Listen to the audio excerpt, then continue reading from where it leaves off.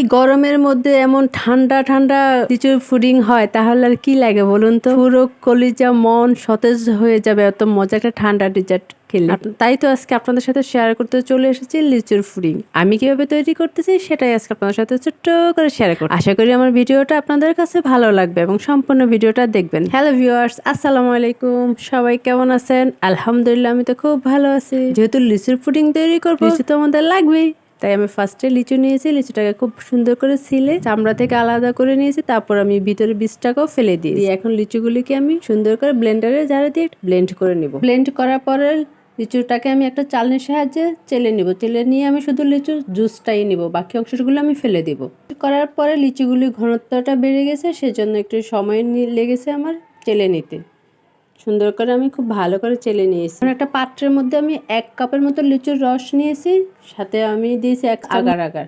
আপনারা যদি এখানে মিষ্টিটা একটু বেশি পছন্দ করেন তাহলে এখানে চিনিটা ইউজ করতে পারেন। আমি মিষ্টি দিব না, সেজন্য আমি এখানে কোনো চিনি ইউজ করি না।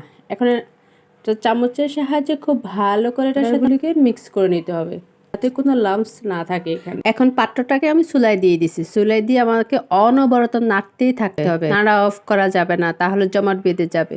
নাড়তে নাড়তে বলক চলে আসবে, একটু ঘনত্ব হয়ে আসবে, তখনই আমরা এটা চুলা থেকে নামিয়ে একটা পাত্রের মধ্যে ঢেলে, যখন একদম ঠান্ডা হয়ে রুম টেম্পারেচারে চলে আসবে, তখনই আমি একটা ছুরির সাহায্যে এটাকে আমি আমার পছন্দ মতো যে কোনো শেপ দিয়ে নিব।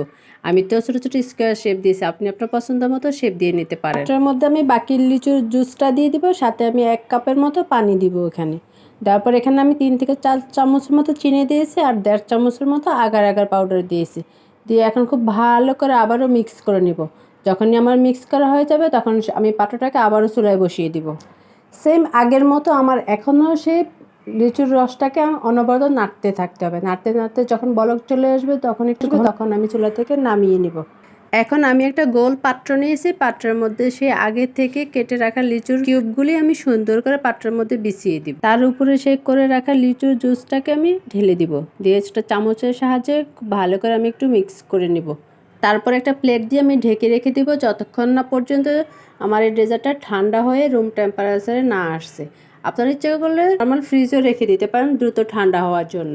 1 থেকে 1.5 ঘন্টা পর যখন একদম সম্পূর্ণ ঠান্ডা হয়ে গেছে, তখন একটা ছুরির সাহায্যে চারপাশ আমি ঘুরিয়ে আলগা করে নিয়েছি। তারপর একটা পাত্র দিয়ে উপর করে আমি ঢেলে। এবার বলুন দেখতে কেমন হয়েছে আমার লিচুর পুডিংটা?